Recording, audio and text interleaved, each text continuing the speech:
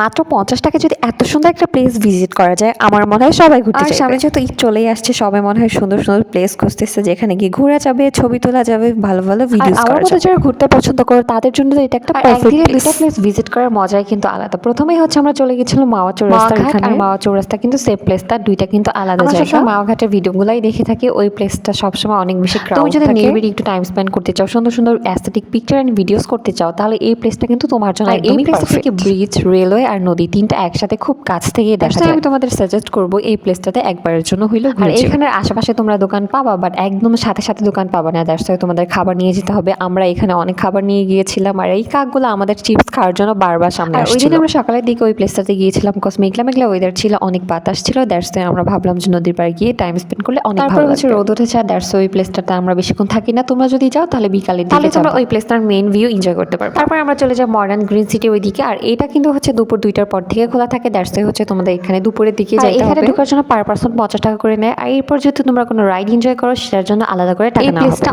অনেক বেশি বড়, যদি আমি ফার্স্ট টাইম সেদিন গিয়েছিলাম, পুরো প্লেসটা আমি ঘুরতেও পারি নাই। বলতে গেলে 50 টাকায় আজকাল কোথাও ঘুরতে যাওয়া যায় না, এই প্লেসটা 50 টাকায় অনুযায়ী অনেক ভালো। এই জায়গাটা এখনো পুরোপুরি কমপ্লিট হয়নি, ওদের এখনো অনেক কাজ বাকি আছে। এই জায়গাটা অনেস্টলি অনেক বেশি সুন্দর। কি হচ্ছে আমার ভাই প্রজাপতির সাথে ছবি তুলতে চলে গিয়েছিল, ওকে বলছিলাম সুন্দর করে দাঁড়াও, ও হচ্ছে এই মোড়ে দাঁড়ায় আছে, বলেন কি করা যায়। যেখানেই যাচ্ছিল ও হচ্ছে বলতেছিল বারবার আমাকে ছবি উঠায় দাও, আমাকে ছবি উঠায় দাও, মানে ছবি উঠাইতে বললে সে ক্যামেরার দিকে তাকাবে না, এভাবে করে বসে থাকবে আর বলবে ছবি। আমার ভাইয়ের অনেকগুলো ভিডিও ক্লিপ হচ্ছে আমার ফোন থেকে ডিলিট হয়ে গেছে, দ্যাটস ওয়াই যেগুলো আছে সেগুলো হচ্ছে তোমাদের সাথে শেয়ার করছি। এই প্লেসটাতে হচ্ছে বড়দের থেকে ছোটদের রাইড অনেক বেশি পাওয়া যায়, মানে হচ্ছে বড়দের জন্য 2-1টা রাইড আছে, বাট সব রাইডই হচ্ছে ছোট বাচ্চাদের জন্য। এই জন্য আমার ভাই অনেক বেশি খুশি হয়েছিল, ওর খুশিকে দেখে ও তো খুশিতে পুরো পাগল পাগল অবস্থা। পুরো প্লেসটা ঘোরার পর আমাদের অনেক বেশি টায়ার্ড লাগছিল, আমরা পুরো প্লেসটা ঘুরতেও পাইনি। এর মধ্যে হচ্ছে আমার ভাই একটা দোলনায় চড়ে বসে, আর এই দোলনাটা অনেস্টলি অনেক ভালো লাগছে আমার কাছে।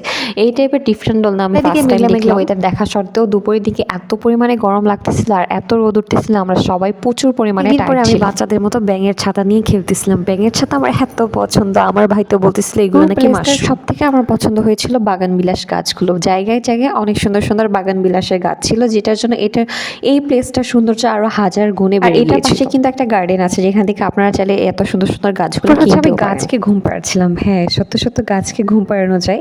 আর এই গাছের নাম যদি কেউ জেনে থাকেন, let me no in the comment box. Allah Hafiz.